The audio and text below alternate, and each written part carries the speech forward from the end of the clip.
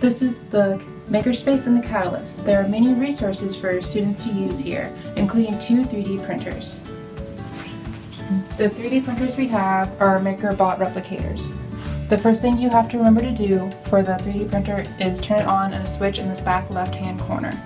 When you turn it on, it'll take it a few minutes to warm up and actually come on. This is the first screen you get once it is indeed on. The 3D printer does not have a touchscreen. You have to use this knob to help navigate where you want to go. But the only thing you should really be concerned about is the print selection. If you click on the knob, it will select what you wanted. There are 2 options, USB storage and internal storage.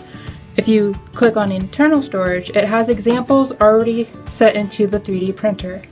Different ones will have different time lengths for it to get finished, so you have to be cautious of that. If you want to go back, this top button will take you back to however far you want to go. USB storage has options, is something you can use if you have something of your own design. So if you want to download your own creations, the first thing you'll have to do is go to Makerbot Print Software and download the Makerbot Print Software. This will allow you to change and manipulate the different designs that you can download. Once you have it downloaded, the program will look something like this. In it, you can adjust the scale, you can change its orientation, and you can do all sorts of manipulations to it.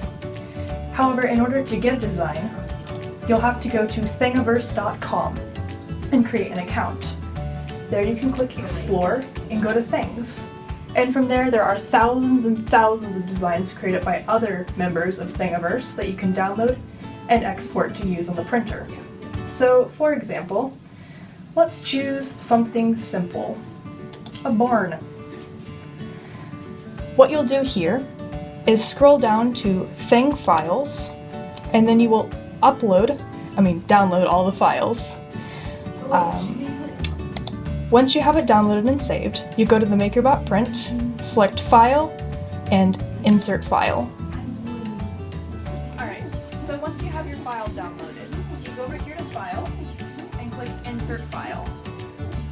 Then we're going to click the Elephant Necklace STL, and Open. And see how it's downloaded in here? Once we're here, we can manipulate it using scale, orientation, arrangement, print settings, pretty much anything you want to do to this piece you can do. However, we're going to leave it alone since we just want a basic example.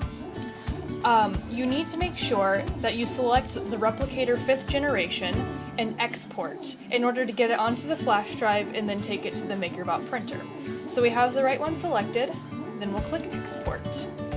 And we'll name this Elephant 1. And this has to be a Makerbot file in order for it to be compatible with the machine. Then we click Save. And up here, it'll prepare and estimate a report for you. And here it will give you a material estimate of how much filament it will take and when it should be ready by. Once we're done with that, we can unplug the flash drive and plug it into the machine. You'll then plug it into the machine.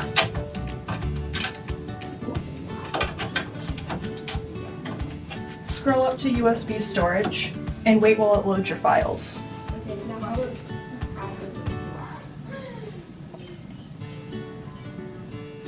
You can scroll down and select what you want it to print. So I have multiple options here. Let's click on our elephant, and it says the print time is about 51 minutes. You can scroll down for more information, you can delete the file, but we're going to press print. Now it's going to read the file, it's going to get it ready, and what it needs to do is heat up the plastic and the filament so that it can be melted and used in whatever pattern we desire.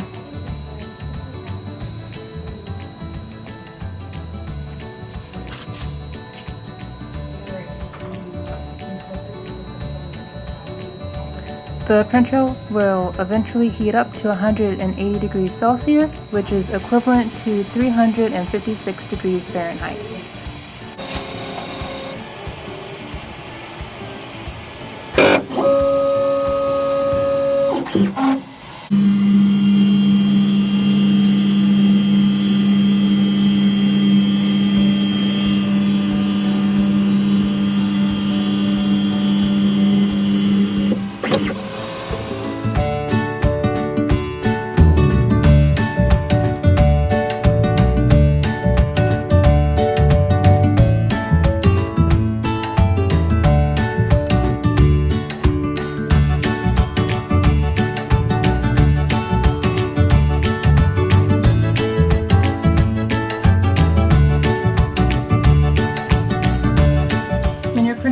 eventually it will let you know that it's finished. You can then push this button for OK and it will bring you to this screen where it will ask you to print again or to go back to the menu.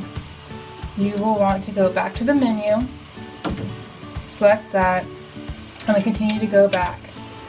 When you're done, you can remove your thing, which might take a little bit of effort to get it off. You might also have to break off the base, which will take a little bit of work, but it eventually will come off if you just pull hard enough.